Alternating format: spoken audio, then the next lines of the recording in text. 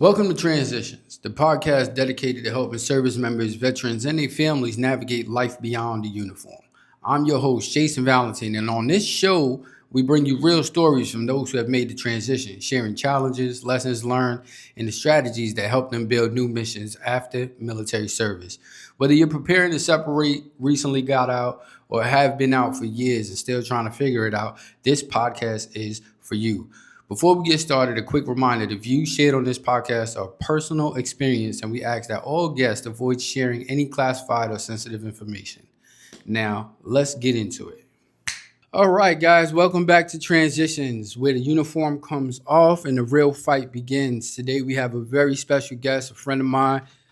Cody, you want to introduce yourself? Yeah, my name is Cody Falk, and I am I made the leap, man. I made the leap. I transitioned, know, awesome, and I'm still transitioning. So I did 20 years in the Air Force. You did 20? I did 20 years. You did 20? Yeah. I did 20 years in 11 days. Okay.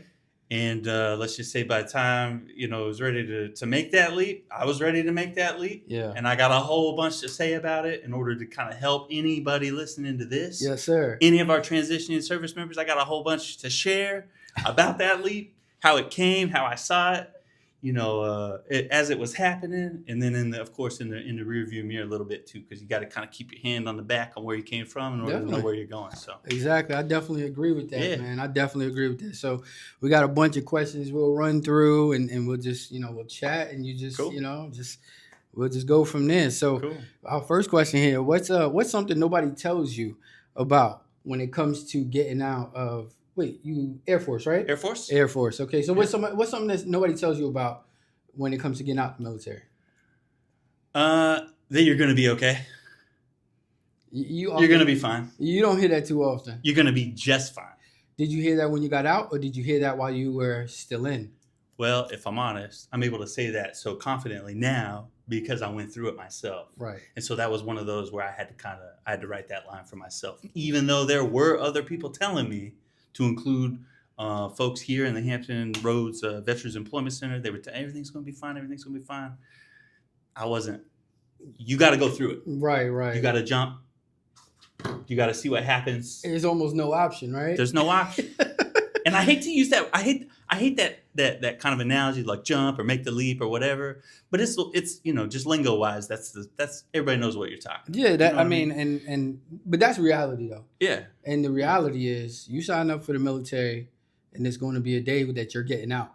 I'm glad you brought that up. That day it's inevitable. It's coming. Yeah, absolutely. You are 100% correct. It is inevitable. In fact, I would liken it to, for anybody watching, the process of enlisting, or putting the bars on, commission, whatever. You're making a decision to join a team that you know nothing about. You don't know where it's going to take you. You don't know what skills you're going to learn. You don't know who you're going to meet. And those people that you meet, they're from all over the world, and they got their own cultural and you never heard of it, right? Yep. So when you make that decision to join, transitioning out is kind of the same. So I want everybody listening to know that the first thing that should comfort you is know that you've been through this process before, 100%. Going into the unknown. Yeah. We've done it. And if you're watching this, that means you're interested in making the leap on the way out. Yep. You're gonna be fine. Right. That's my message. It's very true, man. It's funny. I said this the last episode getting out is just as scary as going in. Yes. If not worse. But we'll get to all that. Yeah, but there's a lot of similarities. Definitely. So you have a lot of strength that people don't walk around when you're getting ready to take off the uniform sharing stories about how the similarities exist when you're putting the uniform on. 100%. Because you're showing up at basic training, they're stripping you of all your colors on your normal civilian clothes that you're walking in, and they're putting you in this green uniform, and you got to stand tall and shut up, and do all these little jobs and stuff while you're there. So it's a culture shock, but it's kind of, especially if you bought into that like I did, because I enlisted when I was 18 years old. Man. Okay. And I retired at 38. In fact, I retired and kind of took it off and was doing skill bridge at 37, you know? And so I was very much in my mind an 18-year-old boy still, in those categories. And that's why I say it so boldly that everything's going to be fine. Oh man. I'm 2 years post transition. I'm been about out to turn 2 years 40. now. I'm about to turn 40. Time flies, man. Yeah, time does fly. Time goes fast, man. Can you believe it's been 2 years? It's crazy, huh? Yeah, it is. But so let me ask: was there a time during this transition that you realized that it wasn't going to be as easy as you may have thought? Yes, and for me, that time came way too late in the process. Okay. And so I hope the folks that hear that question as clearly as you asked it, I hope they're re-ask the question. I got my own head there. Re-ask the question. So, I got it right here. When did you realize that things weren't going to be so easy as far as with the transition? Perfect. Here's my point. I was way too late into my process. I was in my skill bridge process before I realized, oh man, I did not have this right. How long did you do skill bridge? Skill bridge was whatever it was at the time, a couple years ago, it was 90 days or 120 days. Might have been 120 days, which was what a blessing, right? What a beautiful program. But I was in the middle of that program. In fact, coincidentally, where we're filming right now, I was working the other side of this wall right here in the Hampton Roads Veterans Employment Center.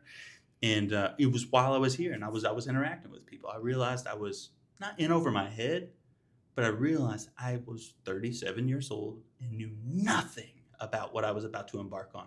No matter how well I listened, no matter how well I prepped, no matter how much school I had in me, no matter how much experience I thought I had, my skills that I could celebrate loud and proud, it didn't matter. All of it added up to something that I was carrying around with me, preconceived. There was a sum total of wrong. Right. It wasn't right. And what specifically it wasn't right, Jason, was I was chasing everything external. I was going, Uncle Sam, beautiful institution, right? When a young man, young woman, they're going to take care of you, right? Right. They're going to take care of your school. That safety net. They're going to make sure you got food for your family. They're going to make sure you got the pay. They're going to make sure you got the toilet paper, everything that you need. But then they do an extra good job of paying for the education as well. And so I leaned into that a little bit. And I thought, I got my first, associate's degree. I thought, this is all right, man. What's after that, right? Bachelor's degree, right? Oh, they got a beautiful program. ABC, Air University Associates to Bachelorette, cooperative program. If you don't know what it is, it's a cool program. If it still exists, I would imagine it still does. But, TA paying for the degrees. Mm-hmm. The degrees, I really leaned into that. Kind of a waste of time, if I'm honest. I hate to share that with an audience so vast, but if I'm saying it in this setting, I think people will know what I mean when I say it's kind of a waste of time. It's absolutely a part of the equation. You have to be educated. Definitely. But your mind needs to be, your awareness needs to be somewhere else entirely as you're building towards that exit. Yep. That's what I'm saying. Gotta have that target. You gotta get the education. 100%. You gotta get the degrees. It's a part of the process for once we separate. But chasing that external culmination that your energy that you're dedicating your energy towards every day, and you get the tangible degree at the end, that ain't it. Yeah. That's just a small little piece. And I say that and I kind of harp on that so straightforwardly because the people I came up with, that was the thing that's the mimicked message from the masses. The education will take you there, and it just won't. It just that ain't it. What's the what would you say is the missing link? I have my answer, but I'll let you answer first. What would you say is the missing link when it comes to, yes, you need that education portion, but what's the missing link when it comes to with transitioning and where you're at now? Getting your mind right on how the universe works, how the civilian world works, how planet Earth works, but most importantly, how you fit into each one of those categories. Okay. Even more, most importantly, my most important, your faith. Mm-hmm. Your faith is leading all of that. Definitely. And if you are prepping and getting ready to walk out the door and take off your uniform and you don't have faith in anything and you don't know who you are, like I've been describing the process that I went through, you're missing the ticket. Mm-hmm. Now, that doesn't mean that that's not okay and that that's not normal. you're missing the ticket in the sense that there's more that you could be celebrating in that moment as you're taking it off. You don't have to be out looking at YouTube videos, watching folks be interviewed. And, hey, how'd it go? I got to soak up a little of this, a little of that from everybody. You can know in your inner space, right? That place that nobody can touch. You can know that everything will be fine before you take the first step. I had none of that, but I found it. That's awesome, man. That is all. So my answer would have been, you'll find it too. Experience. You get the degrees, and you've been doing your job in the military. But how do you gain that experience on the outside while you're still in? That's You got. I love that question, and all I can share is one man's perspective. I don't have the right answer. All right, nobody does. Yeah, nobody. I don't have. There's no objective answer. To right. That. Right. But I can tell you what I know now, in the middle of my transition, still 2 years later. If I could go back and apply, from the question that you just asked, I would be in the community more. Right. Right. They're always pushing, volunteer and this and that. And of course, as a supervisor, I can remember telling all my troops, man, follow your passions, man. And then you're not volunteering. You're just doing whatever that you want to be doing. Yep. And that flew about no times out of 10 ever. Nobody ever, and it's not any one individual's fault. There's a grind going on. You're in the middle of a machine, man. Definitely. You're in the middle of a machine with a big old team, and people are just trying to survive. And so there's not much of a place to be able to kind of catch your breath and learn about who you are and where you fit in that community piece, maybe as much as there should be. But hats off to everybody like you and your team, because it's things like this that ultimately take us these small steps in the right direction and makes that next generation process. It happens for the guys that are, 5-10 years behind us, a whole generation behind us. Sorry, I bumped the mic. It makes it extra smooth for them. You know what I mean? Definitely, man.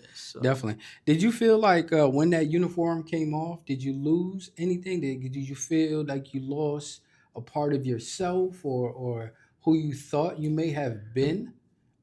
Yeah. You wore that. You wore the uniform 20 years. Yeah, man. yeah, and 11 days. And 11 kids. Don't forget yes. those. Don't forget. I don't forget. Right. What I lost was my fake identity.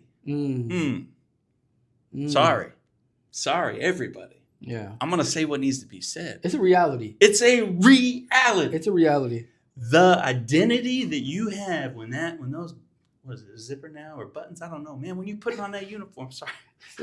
Getting animated. So When you put on that uniform, you start buying into it. Mm-hmm. And when you look up and you don't know what's going on in the military, there's always somebody there to tell you how it's going and how it should be going. Right. And if you're doing your job in order to make it go or not go, right? And so there's a lot of that course correction. But what you learn quickly with that uniform on is you put your whole identity into it. My name is Senior Airman Falk, and you're answering the phone, Senior Airman Falk, and you're yes sir, no sir, and you're doing all these things, and this plane ain't, I was an airplane mechanic, right? Okay. So ejection seat mechanic specifically is called egress systems. So canopies and ejection seats, right? You hit a snafu, this canopy won't go back on the jet, or we can't get this one uncrated, or whatever, right? Nobody's coming to save you. Yeah. Nobody's coming to save you, but there's always an answer from the guy to your left or the guy to your right. Somebody has the answer. Somebody has the answer. And so you learn to lean on this space where Uncle Sam, even in the form of the guy to your left and the guy to your right, is taking care of you. Yeah. Right? And so by the time you become the old guy and you're the guy doing the taking care of for the young guys, you still are in a place of giving all of your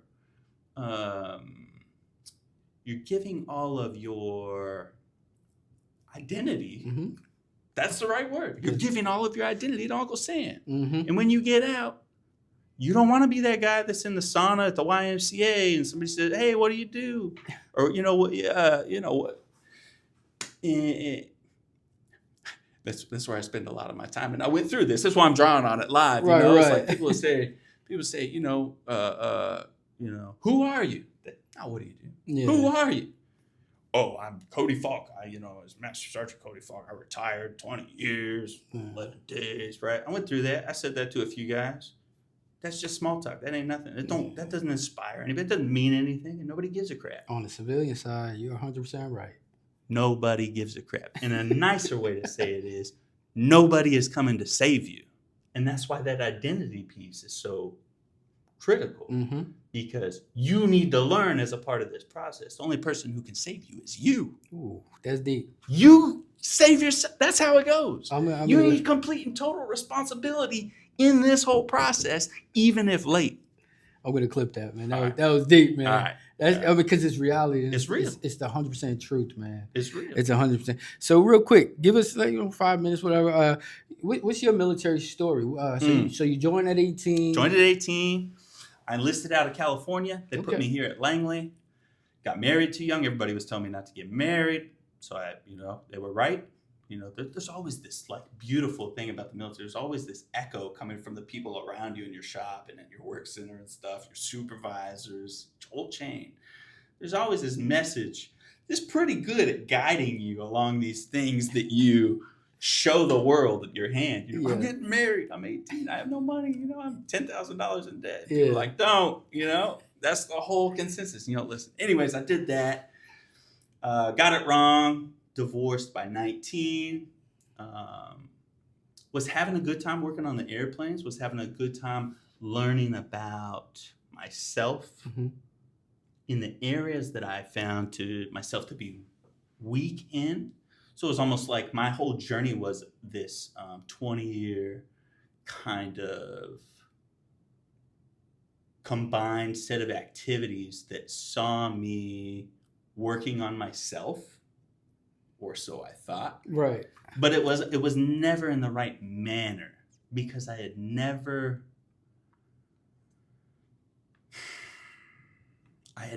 this is hard to say. I never once stopped and used my own damn brain to stop and think about what's real. Would you say that's because you was mission focused? Yeah. 100%. And that's, you show up to work and it's like, hey guys, we got these planes, we got to fix them, we got to, whatever. Oh, we got a plan for this TDY, we got to, also send some people over across the street for a rent-a-crowd, for a retirement or something. Yeah. Did you plan on doing 20? Like, was that always in the plan? It wasn't always. So the way my story goes is like this. At 17 in high school, I had an older brother. He'd been in the Air Force for a long time. Older brother, for context, he was in the Air Force when I was born. Oh, so he's old. Okay. Older. Yeah. I'll call him old. He's old. He's gonna watch this and say, "Yo, Cody." He might watch it. Whatever. And he don't like that I say this, but I'll say it because it's true. He's more like an uncle than a brother. Anyhow, I digress. He was a weatherman, and he said, "Cody, don't work on those planes." I'm like, "Oh, you're in the Air Force? They're taking care of it? Can I do that?" He's like, "Yeah, you can do that. I'll help you." So he showed me a dorm room on an Air Force base. He showed me the dining hall. Nice. He put me on a Greyhound, took me out to Mountain Home Air Force Base in Idaho, and I saw everything. Then I went back, and then I joined.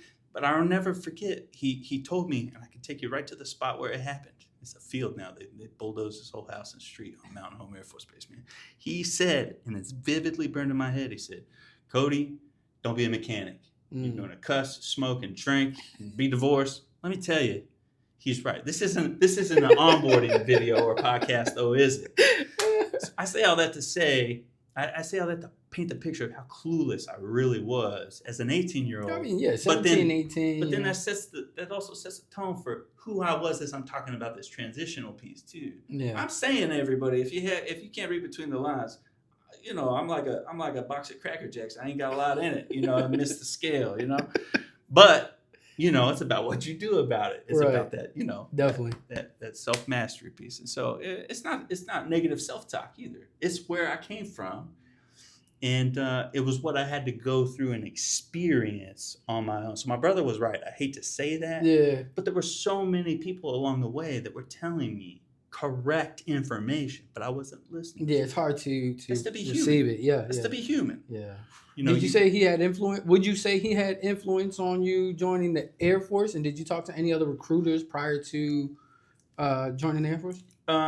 Yes. He was the one who got, put me on that path, whether he knew it or not, or I put myself on that path because it doesn't matter. It was him. He was Right. my reason, Yeah. my example. And no, I didn't talk to, You didn't talk to no other recruiters? I mean, there were a couple next door to the Air Force guy, that were always, What branch? like Navy. There was a Navy guy next door. Okay. Yeah, in Eureka, California. That's where I was enlisted. Okay. Or recruited out of Eureka, California. Okay. So, yeah. To continue my story, to answer your question, everything was going smooth. I thought, I was doing active things to better myself on my journey during my career as a mechanic, as a craftsman, all these things that they put you on this track for. And I found some things that I was interested in. But one of the first things that I really realized was you're going to be two things when you're in the military, and everybody watching this knows this. You're going to be a military member, right? Like the generic Marine that carries you are the war fighter on one hat, and then you also wear another hat that is your job specific thing, right? So on that first hat, that leadership piece, to be an airman, of course they show you early the importance of leadership. I had no idea what leadership, Jay, was. I had no idea. Right. I mean, 17, 18 years old, Bro. And I'm watching guys. Yeah. And I'm like, what are these guys doing? Like, whoa, they're leading. Like, what is that? Yeah. So that drew my education. That drew my educational journey. And so and again, I learned and applied all these things about leadership and whatnot. And it's like, when you're learning about leadership, that's not some like, it's like a high. When you're studying that thing and you're practicing and applying the concept or art or science of leadership, you feel good about what you're doing. You're like, oh, I'm practicing. I'm doing something good. Right. But it was silly to think that it was almost like I'm riding a high horse. Like I'm getting good at being a leader. The Air Force pat me on the back saying, good job. Here's some more money, leader. Yeah. You're doing good. You're doing all the things we want you to do. But you got to pair it with the what's after the uniform. Because the thing I think I ultimately failed to realize during any of this was, while you're wearing the uniform, you still have to be a community member. You still have to know who you are. Yes. You still have to have your own values, not the core values that the service gave you. Yep. Who are you, Cody Falk? That's the Right. question nobody ever held me to. Right. You know what I'm saying? Yeah. So... Because for so long you was Master Sergeant. Yeah, Folk. and you link, you just rest on it. Yeah. You're like, oh, yeah, Master Sergeant Cody Fall, I'm fine. And the whole team's good. Everybody's good. Yeah. And you. Let me tell you, if you're watching this and you're in the uniform, you know what I'm talking about. Do something different with that time. Yeah. Figure out who you are. Definitely, man. Was there anybody in particular, like you? So you were learning leadership as you was going along your journey. Is there any body in particular who had made you maybe had an impact on showing you those glimpses of reality? And most of the time, it's the people that's about to retire or people who, at times, it's like that. But did you ever have anyone that, like, a really good mentor? That's so many good mentors. That's the beautiful thing about being in the military, man. Was there a number one? Was there a number one? Nah, just the OG homies that you meet along the way. The people that you could pick up and call. I could call 3 people right now. 3 people. Like if somebody said, I'll give you $1 million if you can get somebody to answer the phone and then help you with the situation. I got 3 guys I could call right now. You know what I mean? And you met them in the Air Force? And you meet them in the Air Force, right? That's that Are they brotherhood. mentors? Do they identify as that role in the moment as you're meeting and making these bonds? No, not necessarily. Right. But they're guiding your life because they are you're a product of the 10 closest people you're near. You know what I mean? Yeah. And so you assimilate with people who have those, whether you know what your values are or not, whether anybody's ever pressed you to stop and figure out what your own internal ones are. You as a human being, you can identify those values in other people. And so you just say, oh, Jay, I like what you're doing. Yeah. I want to be near you. Yeah. You know what I mean? And it's through those relationships where you find family over time, So I'm not sure what the original question is, but those are the relationships. Yeah, those relationships that matter. That matter during the transition as well. right? Definitely. Lean on those people. And in many cases, those people are still going to be serving.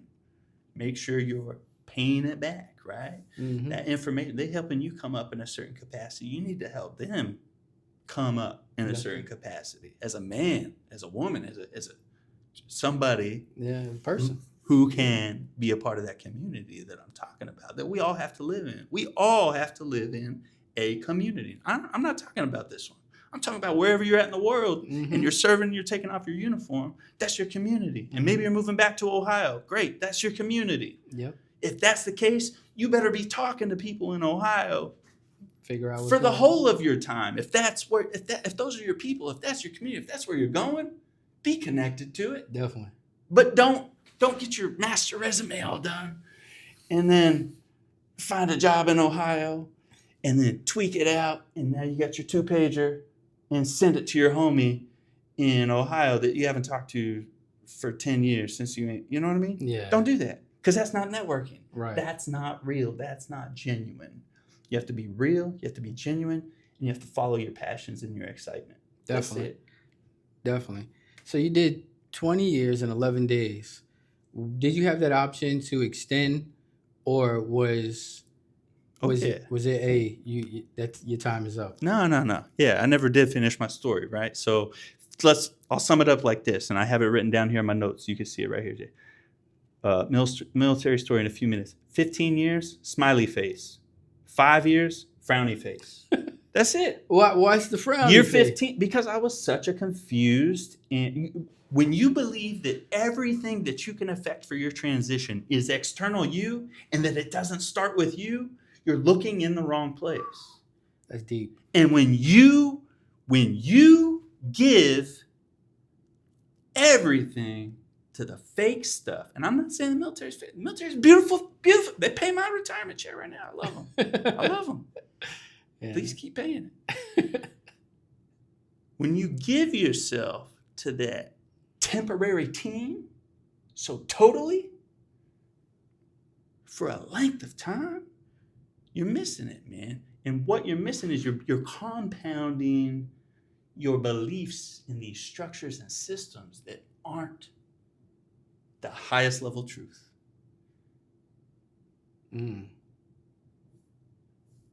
That's deep. Or for one, it's got to be the highest level truth that you're studying and practicing with, not just all the systems that are external you. The highest truth is inside of you. Mm-hmm. And it starts right there. It starts with our imagination. It starts with our passion. Yep. Our ideas. Yep. Thoughts. And then you turn them into stuff. But that's my 5 years. I didn't know that I was playing so hard in this material game. In the first 15. And those last 5 were tough. Yeah. Now I'll tell you, the last 2, I didn't write down my I'd probably put another slash, and I put 2 years kind of straight face, because my last 2 were all right, actually. Okay. I was actively working on the transition, so it was kind of some new stuff to dabble with after 20 years of kind of the same old airplanes. They fly, they break, they fly, they break, whatever. Those last 2 years, man, I was the 5-year chunk I described, it was so bad. When you don't look internal, it was so bad that I kind of, in a sense, in my work performance sense, I kind of let go. I kind of let go. And by letting go, I mean, I didn't have it in me to keep chasing the wrong. Something wasn't working cumulative, total equation wise. Something wasn't working, but I didn't know what I hadn't yet stood back and said, this is what's going on, Cody. You're looking external. You need to sit still. Yeah. I think that's how you mix passion and purpose, by looking within. Absolutely. Yeah. That's passion and purpose. Those two things absolutely go hand in hand, for sure.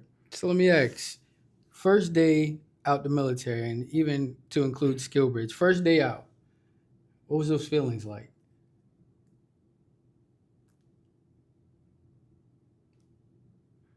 I want to use the right one word as an initial response, man, but I'm not going to lie. They're all going through my head. Fear. Yeah. I'm not going to lie. That's probably what I woke up with that day. I don't remember it specifically. Did you look at your uniform? Or did you already How have do you mean? So you, for 20 years, you've been putting on that, getting up, Yeah. put the uniform on, put the boots on, getting ready to go to work. That first day out, that uniform is no longer you. Yeah. You know, it's like you get so many different thoughts on. You get to decide what you're going to wear today. You get to decide what you're going to do today. Yeah. You know. So I'll try not to send the exact same message I've been sending. But overall, my theme, I'm going to keep hammering it home. I was behind. In fact, I think I'm this like perfect kind of cookie cutter image of most of the guys and gals that I met over my time that I watched leave and not know what the hell was going on because they didn't know what the hell was in here. Right. So I think I'm this cookie cutter approach or cookie cutter example, rather, of one of those guys and gals that I met so many of, and you probably met so many of in your tenure as well. One of the things that I thought I had to do, man, you saw me in it. I thought I had to have my business pro closet full. You know what I'm saying? Yeah. I'm going to Goodwill. Let me get some suits. Getting some suits. Getting my jackets. Looking good. Because you know at this point in your life, you know 5 years into adulthood, that if you're not dressed right, people aren't even going to look at you. Yeah, they judge you before and It's hey, that's human nature too. Yeah. I don't love it about us, right. But it is what we do. Yep. You only have so much time. Your awareness only has so much opportunity, right? So you got to be making decisions quick. If I look up and you're scrubbing, next, and it's not that I don't have time for you. It's just when you're grinding, there's a squeeze going on in the world right now. There ain't enough resources. Well, there's enough resources. There's each human, this is how I'll describe the squeeze. Each human, this is my belief, each human has so much work that is required of them by our society. And I just mean total requirements divided by how many people, are populating this land. Yeah. That number per person is only going up. That's the squeeze. You know what I'm saying? Yeah. That means 10 years from now, in this job that you show up at, let's say it's 9 to 5, right? You show up at 9 to 5, you got your responsibilities. What I'm saying is 10 years in the future, that set of responsibilities is going to go, whoop. And it's happening everywhere, Very true, man. Why was I talking about that? We'll go to the next. What would you say? The feeling in the moment. How about let's take the moment out. What was you feeling on the 1st or 15th when that check didn't hit? Bro, yeah, you just saw real. Yeah, it was tough, man. And I had, some of you probably have some VA claims going on out there too. So I was expecting my VA check, and that first one didn't come when I thought it was coming. I was like on the phone, you know. Look, I made some notes here later on some other questions too. Jay was kind enough to give me some questions before we sat down. 3 mistakes. I'm gonna bump over here to answer your question. Okay. 3 mistakes to avoid during transition. One of them I wrote down was money. You have to have your money right. 100%, man. What does that look like? Well, it's different. There's not an objective answer for what money right looks like, especially in today's society with all the fast moving this and that, right? I'm not going to tell you where you got to have your money. You can have it under your. I know the whole smattering of options though. You could have it under your mattress. You could have it in the bank. You could be an investor. You could be you could be a businessman. You could. I know the guys and gals that I served with. It's tough. You're not running into lots of people with the uniform on who are successful business owners. You run into a few, like 2, maybe 3 or 4, some of the older folks. I'm talking about being a young, enlisted, mechanic. You're not running into lots of business owners, right? Right. So how to have your money right? I don't know. I can't explain it, but I can tell you this: debt is probably not as big of a friend as the world wants you to think. If Right. you ever, if y'all ever hear of anything like Dave Ramsey, look, somebody threw me in 2007. Somebody threw me Dave Ramsey's Total Money Makeover in the back of a van while I was riding the launch truck, and I was TDY at Nellis Air Force Base, Nevada. That book changed my life. Did it? Yeah, What's it called? Total Money Makeover by Okay. Dave Ramsey. I'm gonna look it 7 up. steps, but the gist of it is stay out of debt, and then you're free, right? Right. And so to take it back to that question where you asked me, what's it like that first day when I'm waking up? And you talked about the money after that. You got to have your money right. Definitely. You got to have your money right. You Financial got to know the money stability, is, you know. So if you're thinking, if you're a vet and you're about to transition and you think, okay, I hopped on ChatGPT and they made my master resume out of all my EPRs. I fed it, and now that's gonna get me a 2-pager, a job specific one. I'm gonna turn it in, and I'm gonna get my $100K a year. It ain't happening. I'll tell you. I'd love it if you do. I'm talking about the average guy, average gal, even the go-getters. Yep. I watch them crumble during the transition, and I don't like to. Yeah. That's just they're in a land that they have no experience in, and they haven't paused in that space mentally even to work through what reality is going to look like. Mm-hmm. And they're chasing all the external stuff, getting your resume right, working with AI, and putting all your hundreds of hours and getting your suits just right, like I was doing. What a waste of time, generally speaking. Be a good person. Have values. Get excited about something. Have, like the short list in your phone of people. Mm-hmm. Those are the relationships that help a transition. Those are all of the things that help a transition go smoothly. It's not having your master resume all dialed in. It's not having your 3 jobs that you're sure you're going to get one of them, right? Because if you're looking at only 3 jobs, you better be looking at about 100 times more than that, right? That's the world we live in. Yep. I don't know what your clientele who are on this side of the mic, what they say with regularity. Again, one man's perspective. Mm-hmm. But it's tight out there. It is. You're not going to take your master's degree and your 20 years of experience and go turn it into this 100K plus 150K. Some of the numbers you hear people say are just unreal. You're not going to turn it into that as your next move.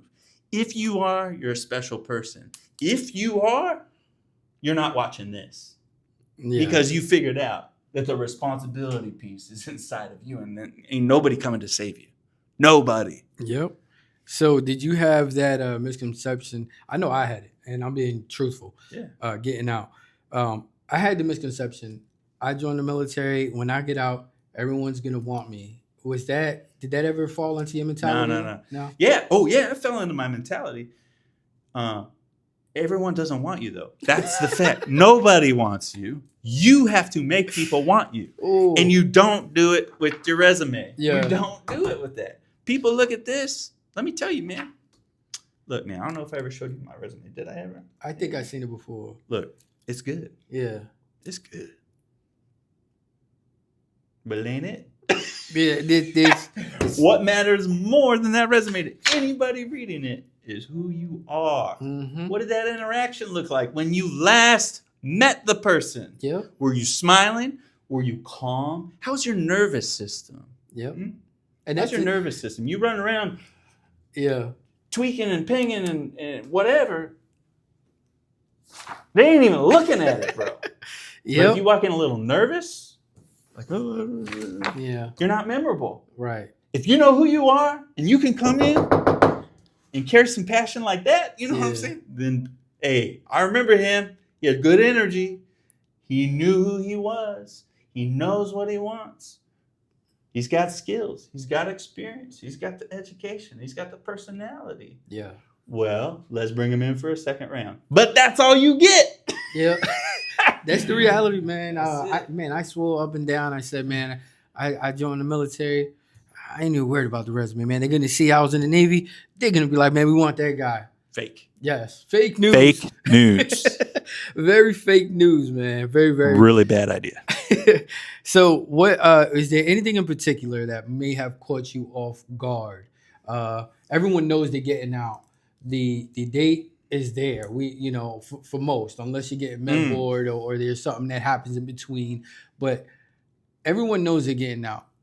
But what was there something like major that really caught you off guard? Like, this can't be. And what was Absolutely. that? What was it? I'm human. We're all human. I don't like this about us. I said this earlier. I don't like this about us, but it's who we are. People's claws come out. When the uniform's off and the suit and tie is on, or the polo, or just the nice blouse or whatever, right? When you're doing that level, when you're getting ready for a professional workforce and you're on a team, people's claws are out. And I don't mean they're out to get you. I just mean people aren't so quick to let you into their space. Yeah. That's all I'm saying. And that's what it is that you want to do as a transitioning service member. You're saying, hello, I have a lack. It's my money. I need some income. I need what you have. Right. Right? And when you do that, it sends a signal to the other person's nervous system. They're already on it. They're already like, right? And so you better have it figured out. And by figuring it out, all I mean, right, is practice. Practice learning who you are. Practice learning about other people. How to articulate with others. Yeah, I can agree on that, man. Definitely agree on that. To elaborate, though, on the clause, you might be sincere in your heart. You might really have what it takes you might have found the perfect job, the perfect role. Let me in it. It's mine. I'm made for this. Right. There might be 3 people that know about that job, and you just didn't vibe with them right when you ran into them the first time, and guess what? That's now not your job. Yeah. What I mean specifically, you will not be working in that position in the future. It's that simple. That's how it works. Right. People make the decision. You wanna work on a good team with good people? Be a good person. Yeah. Highlight the good teams that you've been on. If you're on a bad team now and you're getting ready to separate, what are you gonna do about it? Turn that in. That's what I mean when I say it's inside of you. Right. Turn that bad team that you're on as you're separating. What an opportunity. Turn it into something beautiful and make that a part of your story, your transitional story. But all you have to do, you see how easy that was? Yeah. It's called activity. Being out there. You can't sit back. This is another thing you see in the job market, in the potential employees market. You see people think that resume is just going to take care of everything. And it just doesn't. Right. It doesn't. That's the reality, man. That is definitely the reality. How important was networking? And I know you stated you're still in transition, but from the mindset of, okay, I'm getting out the military to where you at now, how important has networking been? It's everything. It's everything? It's everything. Yeah. Networking is opportunity. Networking is what I was just talking about. Networking is being active. It is activity. When I say activity in this context, I just mean you have to be willing. To what? I don't know. It's what the situation calls for. What are you willing to do? You're in this place of need, right? We just talked about. You're in this place of need. What are you willing to do? Not for the job. That's not what I'm saying. What are you willing to do to get yourself right for that job? Right. What are you changing yourself? Yeah. What are you changing in yourself? Yeah. What was the question again? I'm just looking. I got a little confused. We was on the networking portion. Yeah, the networking piece. Yeah. So you gotta talk to people, man. You gotta be a good person. You gotta have in your heart. I don't care what you were built as a human, by God or whoever you believe designed you and put you here. I don't care what you were bred to do. You got to be good with people. Now, I know you and I, we've met multiple times at different job fairs, Sure. Scale Bridge. Sure. Would you say those attending those events were beneficial to you within your transition, or? Yes, but don't approach them like the rest of the room. What I mean by the rest of the room, it kind of feels like a room full of. I'm big on the nervous system. It feels like a room full of lack. Everyone's in there like, you got these jobs. Yeah. Hey man, I need a job, man. Yeah, Dave Chappelle, right? We're all thinking it. it kind of feels that way. Yeah. And so when you're in that room, that's what I mean when I say get excited, get real, who are you? Right. You got to shake the uniform crap off to figure that out, right? Yeah. But who are you? When you're in that room, you got to, if you know who you are, your values. What's the one thing tonight you would never do before you go to sleep, no matter how much money right? That's called a value, right?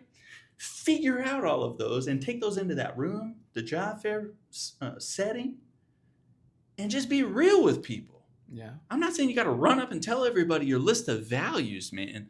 But there is a point in any conversation, I don't care who you are, that within 3 sentences, you can be sharing those values. Maybe not directly, these are my values, a person who has what I don't have that I need so much. Yeah. Right. But you can share, oh yeah, absolutely. I was out, this weekend with my family and we were doing a little of this and a little of that. Boom. You've showed that family is important to you. Right. I'm guessing if you're looking at a potential position, you're looking at joining a team that you think is a good looking family, because that's kind of what work is. Right. So they're going to like that kind of thing, likely, right? If you're looking in that healthy kind of a place. Right. You might have another place where the word family, you sharing that kind of value, and maybe it is important to you. Maybe it is a value of yours, and you share it, and it turns off the potential employer. Run. Right. You don't owe anybody. That's another thing I got to get out here. I didn't put this on this paper, but I got to put it out here. Put it out, man. You don't owe any employer your dignity. Keep your dignity. You know what I'm saying? Yes. If you're unwilling to do something that is not something that against your values. Yeah, if you're willing to do, I don't know how I'm saying it. You know what I'm saying though, right? Don't do anything against your values. Mm-hmm. Don't do it. Not all money is good money. That is exactly what I'm saying. Not all money is good money. Not all money is good money. Know who you are so that when you're pressed in that, because it's a tough window. You're separating, you're transitioning. So I'm in this like middle space and I have this lack and it's like, I need that money. And the VA check didn't come, like I said, when I thought it was coming. Do I have to go do this thing you know what I mean? Yeah. Don't put yourself in that position. Yeah. How do you do it? Get your money right. Get your health right. Mm-hmm. I'm moving on to some other notes on this 3 mistakes to avoid. Yeah, you can't make money. You ain't healthy, man. Yeah. Definitely, and then, of course, your faith. You got to, 100%. If you don't believe in nothing, you'll fall for anything. It's that's amazing. Healthy. That's good. I like that. If you don't believe in anything, you're going to fall for anything. So. And that lines right up with exactly what I was trying to paint a picture of. What was what mindset shift did you have that kind of changed everything from getting out and falling into the panic mode, like what am I going to do, to where you are now? Was there a mind shift? Yes. Okay. That's been the theme of of everything I'm trying to get across to our listeners. It's the responsibility piece. And I always was good with responsibility. You know what I mean? Like I went up the ranks just fine, right? Uncle Sam said, "You are a responsible adult, Cody Falk." And they did it so long that I became lax. Right. But that responsibility piece that I'm talking about is different than that one where you're wearing the uniform. When that uniform comes off, that responsibility piece, that's the mindset shift. That's what I was talking about earlier, where everything you need is inside of you. I don't know if anyone listening is a fan of my boy Jesus, but the kingdom of heaven is within inside each and every one of us. Right. That's what I mean when I say that. So not to bring religion into it, but absolutely to bring spirituality into it, because I don't care who you are or what you believe, because if you believe in a God, I want you to know that it's this man's perspective that we believe in the same God, okay? So that we're singing from the same hymnal as I'm saying this. But the responsibility in any faith, in any spiritual sense, that responsibility can only be found in one place. That's what I'm talking about when I'm talking about this level up here called truth. It can only be found inside of you. 100%. It's nowhere else. And it absolutely has everything to do with this process, this transition process. I couldn't agree more, man. I couldn't agree more. Was there one resource or one person who may have like really helped you out during this transition to help you understand the process or to help you understand So many people. a target? So many. You're one of them, bro. I appreciate that. You are absolutely one of them. You reach this point. Okay, so I've painted this picture of how I didn't have it, right? I wasn't in the phase wavelength. I wasn't in sync with it, right? But you still are, you still can be a good person, right? You're so many beautiful things, even without this knowledge that I'm trying to put out there. Put out there. You're so much. And so you're talking to people and you're listening as intently as you can in the right places where you think it's the right place to be listening. You're stirring up stuff over in this office and you're talking to this guy who offered up a little help in that transition class that you were in, and you're messaging this guy over here who said he'll help you write your first targeted resume, and so you're doing all these things. So my list is long.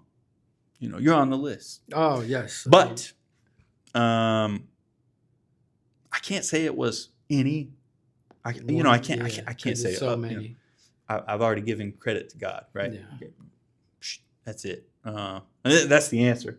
That's God. I mean, yeah. Outside of God, though, here on planet Earth, it was more like the collective community, humanity piece is where I'm talking about. So that's also God in a sense, right? People give you attention when you look up and say, I need help. Will you help me? And so Right. all of those people who ever looked up and helped me, I want to just take a moment and give them, that credit right Awesome. now. The list is long, but it's not just one person who's you don't get a counselor that says, and yeah, you get a counselor. In fact, you get 5 counselors. You get one from this department of labor. You get one from here in this office. You get one over here. You get counselors all day. That's not what I'm talking about. I'm talking about, standing in line and sweating because something, maybe your interview is about to happen and you ain't feeling so hot. And, and somebody looks over and says, everything will be all right, bro. You know what I mean? Man, And maybe they don't give any detail, but you know what they're saying and they know what they're saying. And it's much deeper than just that moment. Those small things matter so much. Oof. Man. Those small things matter so much, man. It's everything. Let's double back to the networking. When you're getting out the military, most of your network is still in the military. Yeah. Were you ever given bad advice? Plenty of it. In the sense of people saying, hey, why don't you try to extend? You should stay in because you may not make it out there. Or, were you ever given bad advice? Yeah. In that exact form. But that's also good advice too, right? It's about perspective. It's about when somebody's sharing that with you, that's that collective piece where like when I shared when I was 18, I'm like, I'm getting married. And everyone's like, no. You need to listen to people when you're like, oh, I'm going to retire. And people are like, no, So I had people who were scared for me. I had people who were excited for me. I had so much love, bad advice, the biggest bad advice I got regularly while serving was how important your education was when it came to the transition to civilian life. I got 4 degrees, bro. Whoa. I wish I had none. You know what I'm saying? What I'm saying, I put all my eggs in that. I'm like, oh, I'm learning. Yeah. It's good to learn, man. Yeah. But you ain't learning to go get your $100K a year job. Those two things are two different things. Yeah. And everyone thinks they're just this harmonious, like, when I was, back pre-2010, back then it was like, get your bachelor's degree. But then right around then it was like, get your master's degree. And now I met a guy the other day in the sauna. I spent a lot of time. I was in the sauna today. I met a guy the other day in the sauna and he said, I kind of lost my train of thought. What was I talking about? Oh, all the degrees. He was telling me about, get your doctorate. He already has a master's degree, but he's going to he dropped some some big names for some schools, but he's like, I'm doing one at William and Mary and one at ODU, and one's undergrad and one's another graduate degree, but I'm doing it because the funding and this and that and whatever. And he gave this whole long kind of reason why he's doing it. I said, that's what you convinced yourself, huh?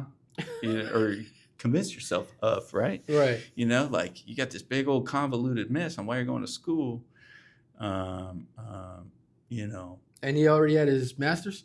yeah, he already has his master's degree. I wanted to shake this fella. He's probably gonna watch this local. You know, he's a local guy. He's a good guy, great guy.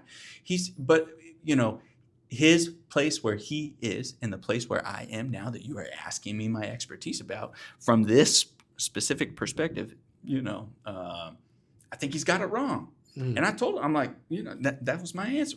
That's what you've convinced yourself, huh?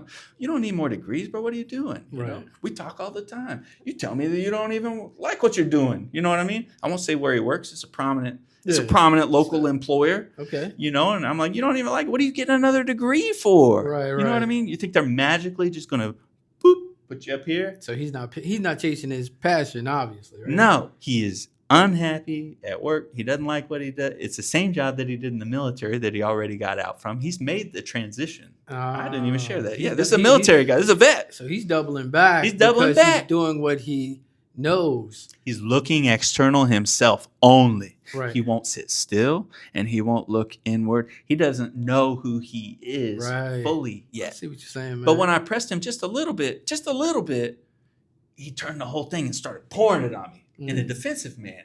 I do this, and I have the other degree, and I already got the job. And I did. Look, man, I thought we were just, you know, like,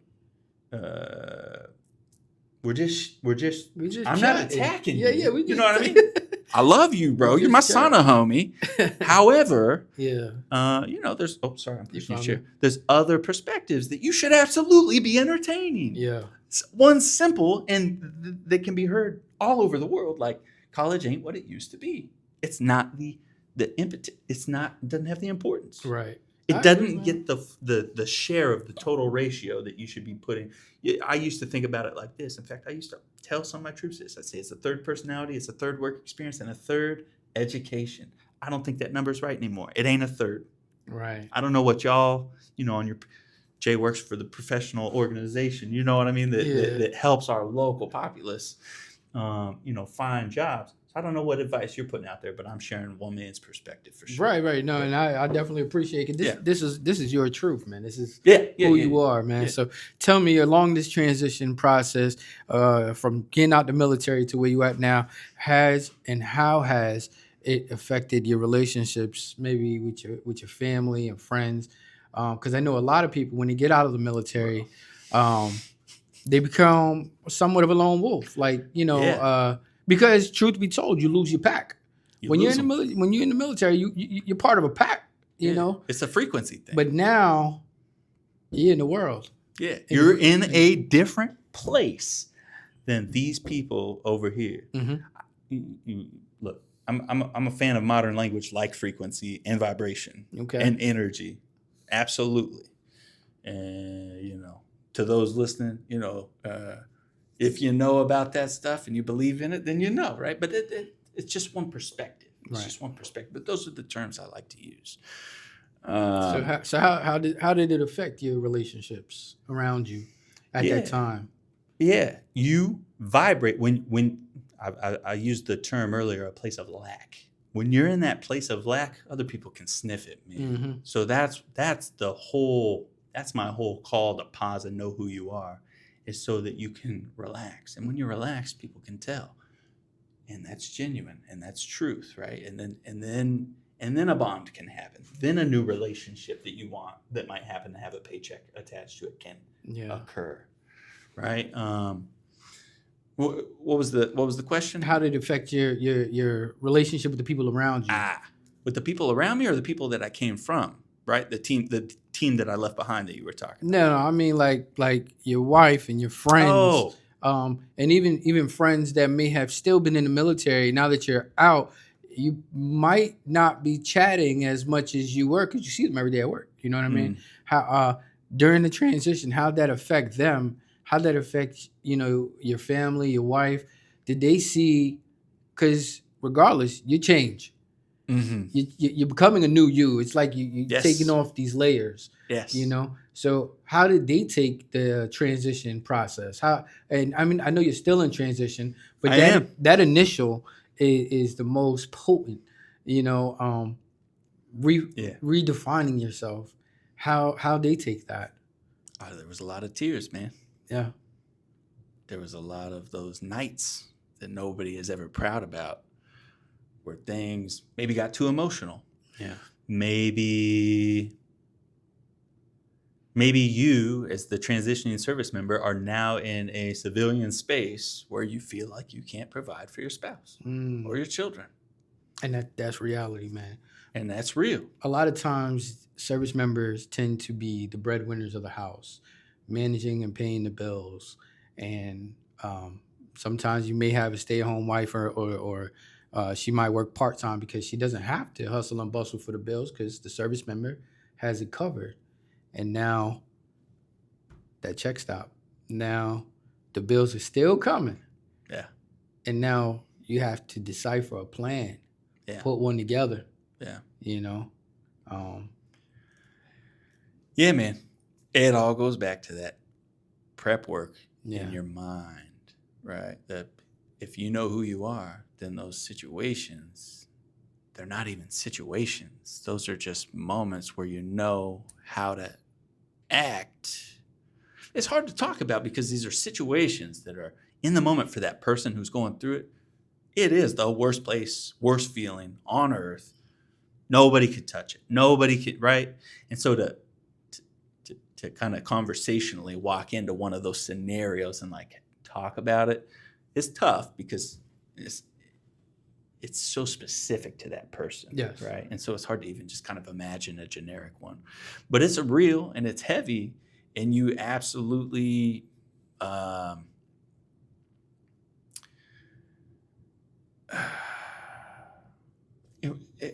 lost it again. I lost it a little bit. Relationships. Yeah, relationships. How did it affect them? Yeah, man. You're going to go through some dark stuff. You're going to go through some dark stuff. I'm not saying your whole family, has to be uprooted or tormented by the process. That's not what I'm saying. I'm saying everybody in your tribe is going to get a little bit or a lot of bit of what they didn't expect as a part of the process. That's all I'm saying. Yeah. And that's what transition is. You know? That is what a transition is. That's exactly what transition is. Exactly. And it does affect the ones around you because things are changing. You're changing. Life's changing. Scenarios are changing. Income changes. You're so comfortable in these pre-transition states that it's almost like you don't. It's almost like you're an adult and you try and do the adult thing in prep, but your prep work is wrong just because you're a human. Mm-hmm. And that's okay. Your prep work, we're all trying to figure out what tomorrow's going to hold. And we all, as humans, kind of have this kind of like, we have a nervous system, right? So we're apt to operate out of fear. So we're like, what's 10 years from now going to look like, Right. Is my LinkedIn profile ready for, the 2028, who knows? Who cares? Right. What really matters in those moments, those dark moments, is I want you to know you're okay, right? You're absolutely okay if you can breathe and know that it takes activity. I'm getting out there. So you got to get up, even if what took you to that dark moment, maybe it did kind of ruffle some feathers internal on the family home front. Unruffle some feathers, man. That might be your activity for the day, but that's a step back in the right direction. That's not just an alone space where you're by yourself in your head and your mind, thinking that you're at odds with everything external, your body, in this world. That ain't real. Right. That is not what you are up against. It's very temporary. You are so loved, and I don't just mean by God. You are loved by so many people. You are loved by all the people that we've been talking about, all the helpers and the haters along the way. You're loved. Mm-hmm. They can help you. Each person has something for you, but you got to get up and you got to go find them, and you got to say, hey, I'm in a spot. I need some help. It's funny we get to that because what I've noticed and I've seen from others is being in a position for so long while you're in the military, you are the answer. People come to you when they need help. But when you're along that transition, I find it that most transitioning service members and even veterans who may have gotten out find it just a little bit difficult to ask for help because they've been providing the help. You know what I mean? Yeah, that's a big category of people because the military, the United States military is the cream of the crop for a reason. You know what I mean? Right. Like, we put a lot of money into making our team on point. Yep. And so they're on point. So you're right. There's a lot of SMEs. There's a lot of experts walking around that have all the answers, man. And you're right. Those are the people that we lose. Yeah. We lose those people. And we don't lose just those people. We lose so many people unnecessarily. But, you mentioned that because they're the one with the answer, they have a hard time asking for help. You have to ask for help. Nobody, to include those people that we're talking about, all the people that have the info on the teams, right? Go to this guy, he'll take care of it, and he will. He always will. He always has the answer. He always help you out in a jam. Even that person has not yet left the military. Don't talk to them. Yeah, talk to someone who's You already. got to talk to somebody else. 100%, right? man. So if you want to be, I got it from Dave. If you want to be a millionaire, go talk to other millionaires. Do not talk to your broke Uncle Chuck, he says, and life is the same way. You want to transition smoothly, you're in the right place, man. Talk to other You know what I'm saying? transitioning. I'm one thing in your story that will help you with one item. I'm one guy, but you got to talk to other people. I'm not it. You know what I mean? But you're it, I'm it, he's it, and he's it. Community. Together, cumulatively. Yep, community. It's real. Definitely, man. So I know we discussed preparation. I know we discussed a few gems here and there. What would you say is a good timeline for someone who's getting out the military who knows that this is their twilight tour, or they know, okay, this is my last re-enlistment. What's a good timeline for that person to start preparing for getting out of the military? The day you were born. The day you sign up? Sure. There is no time that is too early. Right. Every moment that you have as a human that is employed by Uncle Sam, every moment that you have in that body is an opportunity for you to be ready for this, to where you don't have to be seeking out videos like this or being sent videos like this. Yeah. Right? You can solve all of this. You can negate having to listen to this voice right now. If you go home and you put your phone down and you turn it off and you sit with yourself. To learn yourself, to find your passion, to meet your purpose. It's a fact. It'll come. I definitely agree, man. It'll come. Definitely agree. I don't think there's a specific timeline where anyone can say. That's what I'm going to say. There's not a time. I don't think there's a specific, because you have different goals. So if it's going to take you X amount of time to reach the goal in which you want to reach when you get out, you have to know that timeline. How long did it take you to get to that goal? What do you want to do? And how are you going to get there? And like you said, the education part is very much so harped on while you're in the military. But if you're getting all this education with no goal, then what are you going to do with the education at the end? I can tell you what you're not going to do is get a $150K a year job right out the gate. Yep. It ain't going to happen. So let's just whoop. Yeah. And I feel like, that kind of a cliche for the transition kind of job transfer process for a vet, I feel like that's kind of been put to bed maybe 5-10 years ago. So we're moving in the right direction. We're moving. People know that education ain't everything. Right. People know there's a squeeze out there that's getting squoze and it's getting tight. Yeah. And I got more responsibility next week than I did last week. People know. Yeah. And people, right? But how do we survive through all this? The transition? We do it by looking up and spreading love, man. It's all love. Networking, and so meeting people, getting out there. Yeah. You could spread the love as a transitioning service member, and I promise you it'll help your process. I promise you. But there's also so much love for you as a transitioning service member as well. So much. Get some. Take it. It is in the design. When I say look inward, it is in the design to take that love. To take it because it's free. Yep. Take it. Yeah. And I don't just mean, again, I'm not talking about just from God. I'm talking about it's how it all works. It is in the fellow man that might be sitting across from you while you were sitting in between it, in between you two. You got a desk or a table and you're going through an interview process. It's in that person too, man. It's everywhere. I agree. There's love everywhere. Be real is my message. Be real. Be who you are. Genuine. Because when you're that person, everyone can see it. And that's who I want to be sitting next to when I clock in at 9. Definitely. So think about it. My goal when I help people find employment and stuff, I tell them I want to mix passion and purpose. You want to go to work and not even feel like you at work. That's right.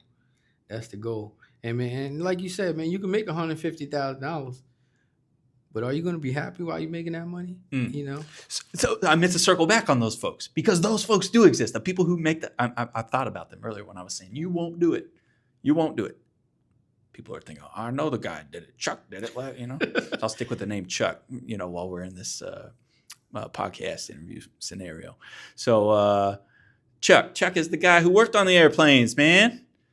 He worked on them, and he was the guy with the answers. Right. He had all the answers. Guess what Chuck gets? Chuck gets that job. But Chuck ain't changing his life, and he ain't testing himself with none of this stuff that I'm talking about.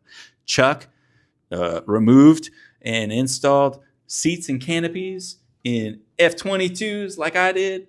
And guess what? He's doing the same thing tomorrow as he takes off his uniform. I'm removing seats and canopies. And this is not a knock against any of my boys that are still removing seats and canopies as a civilian on Air Force, airplanes. My point is to draw a differentiation between the first kind of part of this chat where this transition takes activity and it's going to take you on a process, down a path, man. A path you ain't never seen before and you don't know what's going to be coming. And I can't help you what's coming. It's coming. Yeah. Whatever it is coming. It's inevitable. It's inevitable. Yep. But then there is sticking with what you know. Those are skills. I want to even kind of change my tune on that if I can while I'm talking. Not to speak out of both sides of my mouth, but it's important. If you have the skill, if you can put in the seats and the canopies, right? That's my silly skill that they gave me. That's why I think this is so important. Is I got a job in the military that doesn't translate. Who the hell else has an ejection seat in an airplane? Nobody has one. So I'm either working for Uncle Sam, and I knew this all 20 years, right? Yeah. I'm either drones are going to take over and I'm not going to have a job. That didn't happen, luckily, right? But I worked on these seats for 20 years. I knew that when it was over, there ain't nobody needs an ejection seat mechanic, right? But there are those jobs that are out there, even on the government sector, where I can. The nation still has a calling for the work to be done in order for the plane to fly, in order for the objectives, right? I digress a bit there because on a higher level, truth-wise, I believe we were born free and we don't have to fight for it. But that's a whole nother thing. Yeah. Yeah. Anyways. I agree on that one, though. Yeah. Yeah. I'll probably piss some people off right about there. But so what would you say are the best 3 things to do before getting out? Like, well, it's the same 3 I had earlier. I have it written down for the 3 things to avoid and the 3 things to do before your ETS. let's hear them real quick. It's money, health, and faith. Okay, that's the 3 things to do. Stay out of debt. Right. Well, it's the 3 mistakes. Don't go into debt. Okay. Don't be piss poor in health. Okay. And don't have no faith. That was the Cody Falk way for 20 years. It didn't work. You know what I'm saying? Okay, well, that's a lie.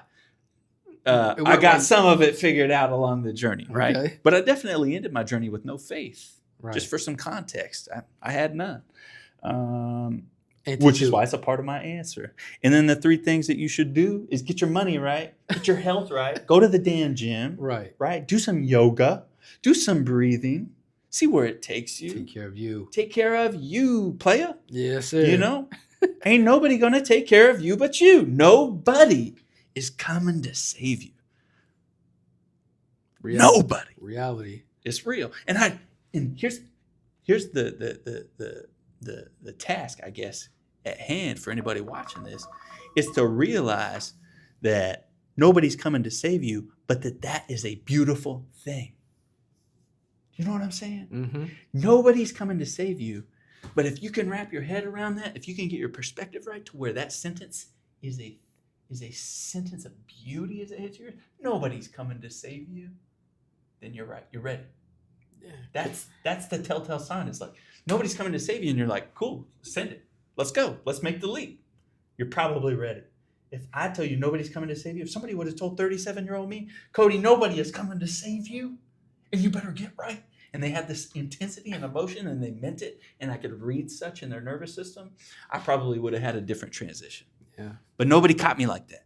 You know what I'm saying? It was just a bunch of kind of, Pillow talk. Yeah, pillow talk. Yeah, it's just pillow talk, man. Yeah. Man, that's it's just all truth and reality, man. And it's your truth, your experience, man. And you know, as I do the podcast, I'm interested to meet. I want to meet someone who had a smooth transition, and I know they're out there, but they're unicorns. Yeah. You know, they're unicorns, man. Even the smooth ones, the clunky stuff was happening behind the scenes. It just wasn't clunky to them. Right. The person you're talking about, they went through the same process I'm talking about. Their perspective was different and ready on the front end. That is a smooth transition. Right. That is the whole point of the conversation from this side of the house. You know what I'm saying? Definitely, man. Definitely. So I got some rapid fire questions. All right. Well, first job out of the military, what was that? YMCA. YMCA? Personal trainer and substitute yoga instructor. Oh, man. You enjoyed it? Yeah. Yeah. You got to work with a lot of people? Absolutely. Yeah. And it was a community thing. And I was doing what I wanted to be doing. Yeah. In fact, a part of the transition process where you're talking to people and everything, one of the things I learned early on was how important the hiring authority is in this process. I'm like, man, the hiring authority. Who is this like? It's this person that's in a room that you never see, right? And they're kind of like a god in your mind. You're like, man, who is this person? Because I'm on round 2 for this interview. I'm on round 3, you know? Yeah. This person makes the call at the end of the day. Mm-hmm. I was fortunate enough while expressing and learning, expressing my unknowns in the world through the form of practice in the art of yoga or science, you know, whatever you want to call it. The hiring authority walked up to me and said, do you want to teach for me? Divine moments, man. Well, you could call. In fact, that's what she said. She said, I had a dream. It was kind of divine. I saw you teach in a class and all that. Maybe that happened. It happened. It happened. It happened. No, maybe. Yeah, it happened. Wow. But to be in the know, remember, I went through this early on. I thought I had my head wrapped around all this stuff, but understanding the importance of the hiring authority and then having one just finally, it was that unicorn moment, like you said a moment ago. You're always taught by the smart folks in the transitory process that are trying to help, like your team. You're taught that hiring authority, if they come up and they offer you a job, that's a unicorn. That's gold. That does not happen. Right. And it happened. And so I went with it. I gave the positive response. Yeah, I do that. Yeah, I wasn't thinking about it, but let's do it. I love to practice yoga. That's awesome. And let me tell you, you guys actually do what you love. It took me on a journey, and I had a beautiful time doing it. And that chapter is closed, but that's okay. Right? Yeah. The next thing, you know what I'm saying? Yeah. That's awesome, man. That's networking. That's community. That's love. That's excitement. That's following your passion. That's staying out of debt. You know what I'm saying? When you got the income and not the outflow, you're doing good, you know? So, yes, sir. Yeah. Hey, what would you say is just one word to describe your transition? One word. Wild. It's one word, right? Wow, yeah. Wild. That's what you have ahead of you. Yeah. And it's beautiful. It really is. It's gorgeous. It really is, man. What would you say to someone going through it right now? Someone who may be getting out next week or someone who's been out and still trying to figure it out. What would be your advice to that person? Still trying to stick it out, making the transition. Well, my advice, man, my number one advice, call me if you need help.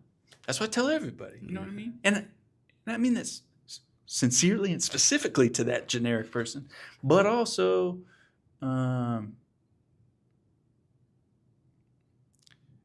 generally, that's how we need to be approaching our brothers and sisters as we look up and watch them transition.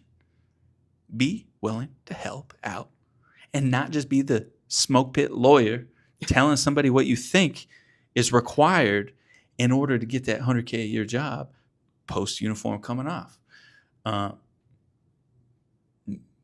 Maybe if that's all you have to give somebody, be quiet. Out of love. I couldn't agree more, You know? man. I definitely couldn't agree more. You got any final words for the people before we close out? Some of the things that I said, they definitely it's perspective based, right? So if you heard anything that I said and it came with a negative connotation during this interview, and I'm not scared if you do feel that way. But I'm telling you that everything that I shared with you during this hour that we were speaking, from my perspective, it carried a positive message. So if you didn't hear the positive message, go back and look for it. It's there, I promise. Cool? Yeah, awesome. Well, Cody, man, thank you Yeah. so much for your time. Yeah. I love, we've known each other for a little while, and seeing from where you were to where you at, man, I see the growth in you, as a person, man. And we all know transition is not overnight, and from this interview, from the Cody I knew to the Cody I know, it's a beautiful process, man. Yeah. It's a beautiful process. And it's out there for everybody. Yes, sir, man. It's out there. Well, man, I want to thank you for your time. Yeah. I appreciate your story.